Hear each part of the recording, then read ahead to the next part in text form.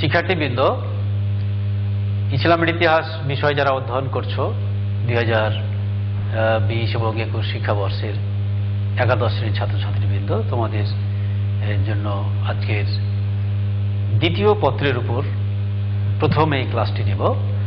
আমি আগেই বলেছিলাম একদম প্রথম ক্লাসে যে যেহেতু প্রথম বর্ষ থেকেই প্রথম পত্র এবং দ্বিতীয় পত্র মিলিয়েই পড়ানো হবে, তো সেই হিসেবে একটি অধ্যায় প্রথম পত্রের, তারপরে একটি অধ্যায় দ্বিতীয় পত্রের, আবার একটি অধ্যায় প্রথম পত্রের, আবার একটি অধ্যায় দ্বিতীয় পত্রের, এভাবে কিন্তু আমরা পাঠটা চালিয়ে যাব। তো যেহেতু গত ক্লাসে তোমাদের সাংস্কৃতিক অবস্থার মাধ্যমে প্রথম পত্রের প্রথম অধ্যায় শেষ হয়েছে, আজকে আমি তোমাদের দ্বিতীয় পত্রের প্রথম অধ্যায় সম্পর্কে আলোকপাত করব।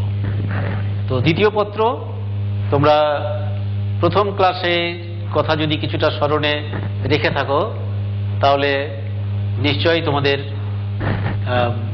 বুঝতে অসুবিধা হচ্ছে না যে প্রথম পত্রের যেমন আরবের ইতিহাস, তেমন দ্বিতীয় পত্রে আমরা পড়ব ভারতবর্ষের ইতিহাস। তো ভারতবর্ষের যে বর্ণনা সেটি বলতে গেলে বলতে হয় যে বর্তমান বাংলাদেশ, ভারত এবং পাকিস্তান, এই যে তিনটি স্বাধীন দেশ, এই তিনটি স্বাধীন দেশের সমন্বয়ে কিন্তু ভারতবর্ষ। তো এই ভারতবর্ষ এশিয়া মহাদেশে অবস্থিত। এই ভারতবর্ষকে বলা হয়ে থাকে উপমহাদেশ, ভারতীয় উপমহাদেশও বলা হয়। এশিয়া মহাদেশের বিশাল একটি অংশ জুড়ে রয়েছে এই ভারতবর্ষ। তো এই ভারতবর্ষের আমাদের যে বর্তমান বাংলাদেশ, তোমরা জানো যে এটি 1947 সালে পাকিস্তান রাষ্ট্রের অংশ হিসেবে পূর্ব পাকিস্তান নামে পরিচিত ছিল এবং 1971 সালের স্বাধীনতা যুদ্ধের মধ্য দিয়ে, মুক্তিযুদ্ধের মধ্য দিয়ে আমরা স্বাধীনতা অর্জন করি এবং আমরা এই আমাদের স্বাধীন সার্বভৌম গণতন্ত্রী বাংলাদেশ কায়েম করি। তো এই তিনটি দেশ সম্বন্ধেই আমাদের দ্বিতীয় পত্রের আলোচনায় মাঝে মাঝে আসবে। তো বাংলাদেশ তো আসবেই, এর চেয়ে আসবে ভারত সবচেয়ে বেশি, তারপরে আসবে পাকিস্তান। তো ভারত উপমহাদেশের মধ্যে বা ভারতবর্ষের মধ্যে যে অঞ্চলটি আরবীয় মুসলমানরা জয় করেছিল সেটি হলো সিন্ধু এবং মুলতান। এটি পাকিস্তানের মধ্যে পড়েছে বর্তমানে। তো আরবীয় মুসলমানদের সিন্ধু বিজয় বা সিন্ধু অভিযান, এই সিন্ধু অভিযানের কথা বলতে গেলেই আমরা তিনজন ব্যক্তির কথা না বললে পারি না। সেই তিনজন ব্যক্তির একজন ছিলেন ওয়ালিদ বিন আব্দুল মালিক, একজন উমাইয়া খলিফা ছিলেন, নামকরা খলিফা আব্দুল মালিক। সে আব্দুল মালিকের ছেলে ওয়ালিদ, যিনি একের পর এক বিজয় অর্জনের মধ্য দিয়ে ইসলামের ইতিহাসে বিজেতা হিসাবে একটা খ্যাতি অর্জন করেছেন বা বিশাল একটা স্থান দখল করে আছেন। দ্বিতীয় যে ব্যক্তির নাম, তিনি হলেন হাজ্জাজ বিন ইউসুফ। তিনি একজন প্রশাসক, তাকে পূর্বাঞ্চলীয় শাসক বলা হয়। আরবীয় মুসলমানদের পূর্বাঞ্চল বলতে বোঝানো হয়েছে ইরাককে, অর্থাৎ তিনি ইরাকের প্রাদেশিক গভর্নর ছিলেন। আর একজনের নাম, যার নাম না বললেই আমাদের সিন্ধু বিজয়ের কথা একদম মূল্যহীন হয়ে যায়, তিনি হলেন মোহাম্মদ বিন কাসিম। অর্থাৎ এদিকে যদি আমরা ব্যাখ্যা করি তাহলে হলো যে মোহাম্মদ বিন কাসিম তিনি ছিলেন সেনাপতি। কিসের সেনাপতি? সিন্ধু বিজয়ের জন্য যে অভিযানটি পরিচালিত হয়েছিল সে অভিযানের সেনাপতি। তাকে প্রেরণ পাঠিয়েছিলেন ইরাকের গভর্নর হাজ্জাজ বিন ইউসুফ। সম্পর্কের দিক থেকে মোহাম্মদ বিন কাসিম হাজ্জাজ বিন ইউসুফের ভাতিজা বা ভাস্তা এবং জামাতা ছিলেন। তরুণ একজন সেনাপতি, 17 বছর বয়সী, এবং সেই সময়ে মুসলিম জাহানের খলিফা ছিলেন ওয়ালিদ, অর্থাৎ ওয়ালিদ বিন আব্দুল মালিক। তাহলে তিনি ছিলেন মুসলিম জাহানের খলিফা। তখন খিলাফত ছিল দামেস্কে, সিরিয়ার দামেস্কে। সেখান থেকেই মুসলমানরা রাজ্য শাসন করত। ইরাকও মুসলমানদের অধীনে ছিল, ইরান মুসলমানদের অধীনে ছিল, এবং সেই ইরান ইরাকের পরেই কিন্তু মুসলমানরা ভারতবর্ষ আক্রমণ করেছে, এবং সেখানে যে সেনাপতির মাধ্যমে এই সফল আক্রমণটা হয়েছিল সিন্ধু দেশ, তিনি ছিলেন মোহাম্মদ বিন কাসিম। নিশ্চয়ই শিক্ষার্থীরা তোমরা বুঝতে পারছো যে তিনজন ব্যক্তি কেন এত গুরুত্বপূর্ণ সিন্ধু বিজয়ের কারণ এই ইতিহাসে। আরবদের সিন্ধু বিজয়ের যে পটভূমি, এই পটভূমি নিয়ে একটু কথা বলা দরকার। যে এই যে 712 খ্রিস্টাব্দে সিন্ধুর আক্রমণ করলো মুসলমানরা, এটি কিন্তু মুসলমানদের প্রথম আক্রমণ না। খোলাফায়ে রাশেদিনের সময় এই সিন্ধু আক্রমণের জন্য বা ভারতবর্ষ আক্রমণের জন্য দ্বিতীয় খলিফা হযরত ওমর রাদিয়াল্লাহু আনহু পদক্ষেপ গ্রহণ করেছিলেন। ওসমান রাদিয়াল্লাহু আনহু পদক্ষেপ গ্রহণ করলেও প্রথম পর্যায়ে, দ্বিতীয় যে পর্যায়ে তিনি আমরা বলবো যে সমস্যায় পড়ে গিয়েছিলেন, তার বিরুদ্ধে যেভাবে অভ্যন্তরীণ কোন্দল শুরু হয়েছিল, তাতে করে তিনি কিন্তু আর এই ধারাবাহিকতাটা রক্ষা করতে পারেননি। এবং চতুর্থ খলিফা হযরত আলী রাদিয়াল্লাহু আনহুর সময়টা আরো বেশি অভ্যন্তরীণ কোন্দলে পরিপূর্ণ ছিল, এবং মুসলমানদের সাথে মুসলমানদের একটা গৃহযুদ্ধের ইতিহাস আমরা সেই সময় দেখি। একাধিক গৃহযুদ্ধ হয়েছে হযরত আলীর সময়। কাজেই খোলাফায়ে রাশিদিনের ওই সময়ের যে আক্রমণের যে বিষয়টি, সেটি কিন্তু একটি আমরা বলবো যে পটভূমি হিসাবে মুসলিম শাসকদের নিকট ছিল। এবং খোলাফায়ে রাশিদিনের পরেরই যে অধ্যায়টি বা যে শাসনকালটি, সেটি হলো উমাইয়া আমল, এবং সেই উমাইয়া আমলেরই একজন বিখ্যাত খলিফা ছিলেন আল ওয়ালিদ, যার সময়ে এই সিন্ধু বিজয় সম্পন্ন হয়েছিল। এভাবে আমরা দেখি যে মুসলিম শাসক আল ওয়ালিদ সিন্ধু আক্রমণ করার পূর্বেও মুসলমানরা এই এলাকায় আসার চেষ্টা করেছিল। কাজে এটি নতুন একেবারে কিছু না। তো সিন্ধু বিজয়ের পিছনে যে কারণগুলো ছিল, আমরা সেই কারণগুলো একটু জানার চেষ্টা করি। প্রথমেই আমাদের বলতে হয় যে রাজনৈতিক কারণ। এটি বললে অত্যুক্তি হয় না যে মুসলমানরা কোনো এলাকায় শুধুমাত্র বিজয় অর্জন করার জন্য আক্রমণ করত না।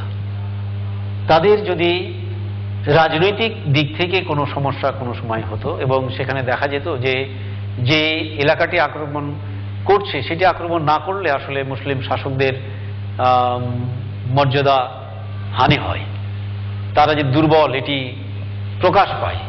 এরকম ধরনের ক্ষেত্রে কিন্তু মুসলমানরা অধিকাংশ অভিযানগুলো পরিচালনা করেছে। যেমন আমরা সিন্ধু বিজয়ের কারণ হিসেবে বলতে পারি যে মুসলমানরা যখন ইরাক জয় করার পরে ইরান জয় করে, যে ইরানের নাম আগে বলা হতো পারস্য, তো সেই পারস্য বিজয়ের সময় দেখা গেছে যে সিন্ধুর রাজা তখন ছিলেন দাহির। এই সিন্ধু রাজা দাহির কিছু সৈন্য পাঠিয়ে পারস্যের সেই সেনাবাহিনীর সাথে একত্রিত হয়ে যুদ্ধ করেছিল।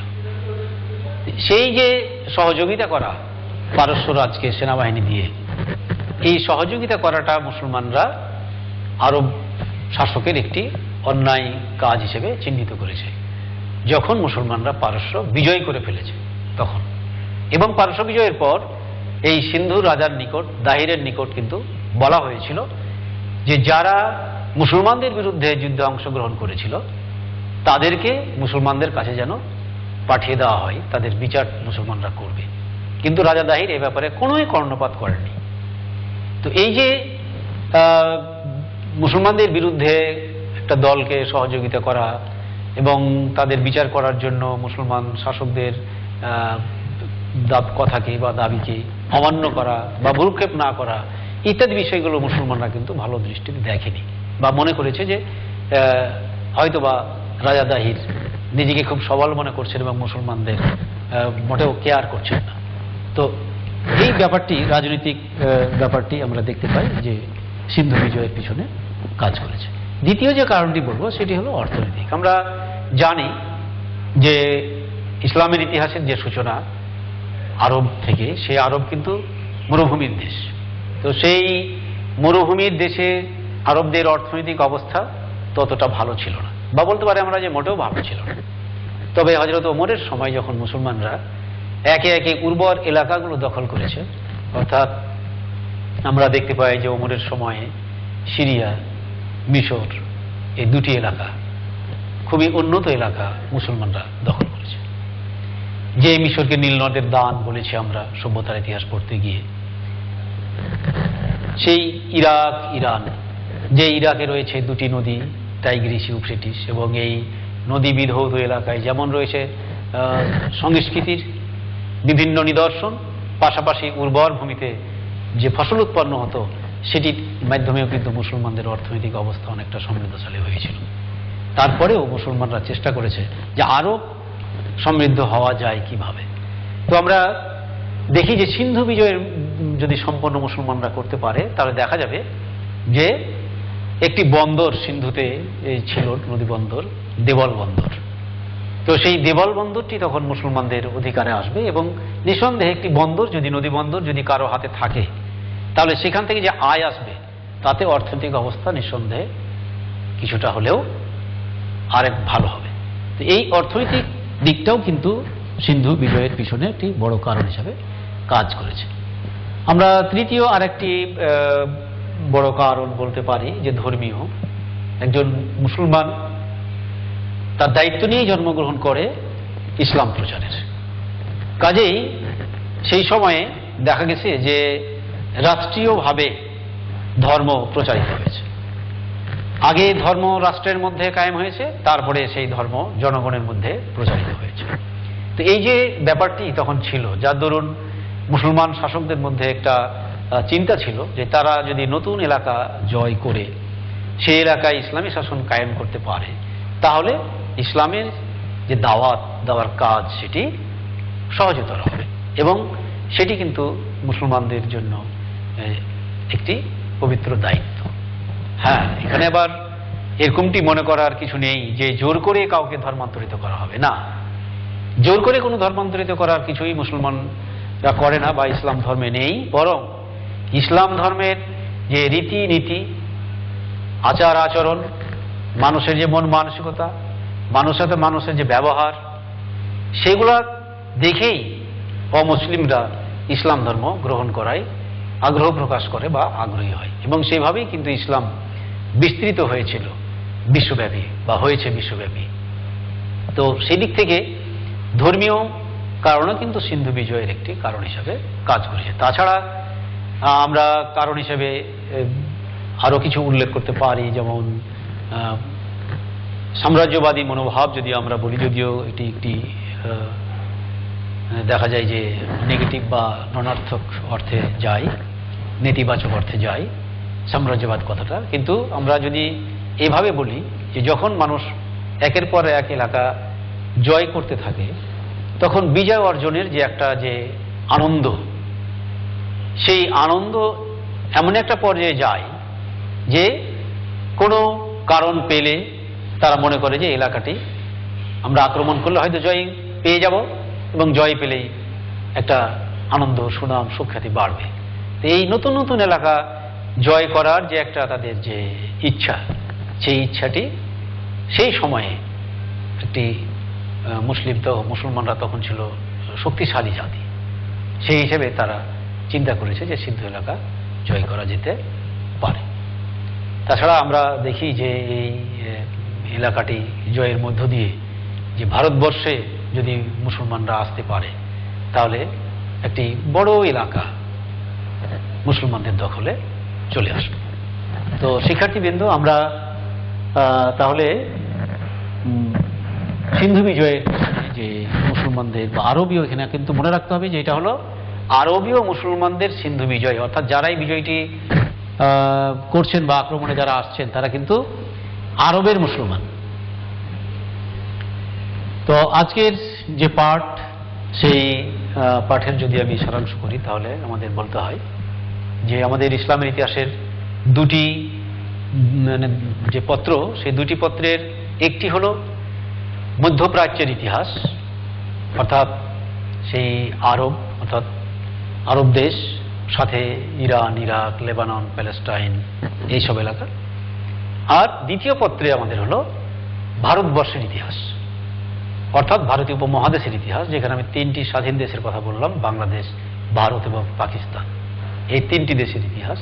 তো এই জায়গাগুলোতে ভারতবর্ষে কিভাবে মুসলমানদের আগমন ঘটল এবং এই আগমন ঘটার মধ্য দিয়ে আমরা সামনের ক্লাসগুলো করব, আর তখন বুঝতে পারবো যে এর মধ্য দিয়ে ভারতবর্ষের লোকজন কিভাবে উপকৃত হয়েছে বা তারা যে অসুবিধার মধ্যে ছিল সেই অসুবিধাগুলো কিভাবে দূর হয়েছে মুসলিম শাসন কায়েম হওয়ার ফলে, সেগুলো আমরা আরো জানতে পারবো এবং তখন আরো ভালো লাগবে আমাদের। তো আমরা দ্বিতীয় পত্রের এই ভারতবর্ষের ইতিহাস, আমরা ভারত সম্বন্ধে জানলাম যে ভারতবর্ষ বলতে আমরা কি বুঝি, এবং আমরা ভারতবর্ষের পুরো এলাকা না, সিন্ধু এবং মুলতান জয় করেছিল মুসলমানরা। সিন্ধু জয় করেছিল 712 খ্রিস্টাব্দে এবং মুলতান জয় করেছিল 713 খ্রিস্টাব্দে। এই দুটি এলাকা জয় করেছিল এই সময়ে। এবং আমরা একজন নামকরা সেনাপতির কথা বলেছি, মোহাম্মদ বিন কাসিম, যিনি সফল অভিযান পরিচালনার মাধ্যমে মুসলমানদের গৌরব ছিনিয়ে দিয়েছিলেন, সিন্ধু বিজয় করেছিলেন। কিন্তু একটি অভিযানের মাধ্যমেই মুসলমানরা এই অঞ্চল জয় করতে পারেনি। আমরা জানতে পারি ইতিহাস থেকে যে ওবায়দুল্লাহ এবং বুদায়েল নামক দুইজন সেনাপতির ব্যর্থতার পর তৃতীয় পর্যায়ে হাজ্জাজ বিন ইউসুফ তার জামাতা এবং ভ্রাতুষ্পুত্র মোহাম্মদ বিন কাসিমকে সিন্ধু অভিযানে প্রেরণ করেছিলেন এবং সেই অভিযানটি সফলতা অর্জন করেছিল। এই যে মুসলমানদের সিন্ধু বিজয়ের সফলতা, যদিও আমরা আগামী ক্লাসে সিন্ধু বিজয়ের যখন ফলাফল আলোচনা করব তখন দেখতে পাবো যে আসলে সিন্ধু বিজয়ের ফলাফল খুব বেশি স্থায়ী হয়নি। তারপরেও এই যে সূত্রপাতটা তারা করলো এই সিন্ধু বিজয় করে, সেটি পরবর্তীতে মুসলমানদের এই এলাকায় আগমন ঘটানো এবং এই এলাকায় দীর্ঘ সময় শাসন করার একটা সুযোগ এনে দিয়েছিল এবং এই এলাকার মানুষের সৌভাগ্য হয়েছিল মুসলিম সংস্কৃতির সাথে পরিচিত হওয়ার। তো শিক্ষার্থীবৃন্দ, আজকে এর আলোচনা থেকে তোমাদের একটি আমি বাড়ির কাজ দিতে চাই খুব সংক্ষিপ্ত আকারে। আরবদের সিন্ধু বিজয়ের রাজনৈতিক কারণ ব্যাখ্যা করো। আমি 3টি প্রধান কারণ আলোচনা করেছি, তার সাথে আরো 2টি কারণ আমরা আলোচনা করেছি। তো সেই কারণগুলো থেকে একটি মাত্র কারণ, রাজনৈতিক কারণ সম্বন্ধে ব্যাখ্যা করতে বলা হয়েছে বাড়ির কাজে। তোমরা এটি সুন্দর করে শিখে বাড়ির খাতায় লিখবে এবং সেটি পরবর্তীতে আমরা জমা নিয়ে সেটি মূল্যায়ন করব। তো আমার মনে হয় যে তোমরা দ্বিতীয় পত্রের প্রথম ক্লাসটি করে নিশ্চয়ই উপকৃত হয়েছো, একটা ধারণা পেয়েছো যে দ্বিতীয় পত্রে আমাদের ভারতবর্ষের ইতিহাস সম্বন্ধে পড়তে হবে এবং যেহেতু আমাদের ইসলামের ইতিহাস, ইসলাম কিভাবে ভারতবর্ষে আসলো সেটি আমাদের পটভূমি হিসাবে অবশ্যই জানতে হয়। তো তোমাদের সবাইকে ধন্যবাদ জানিয়ে আজকের আলোচনা এখানেই শেষ করলাম। আল্লাহ হাফেজ।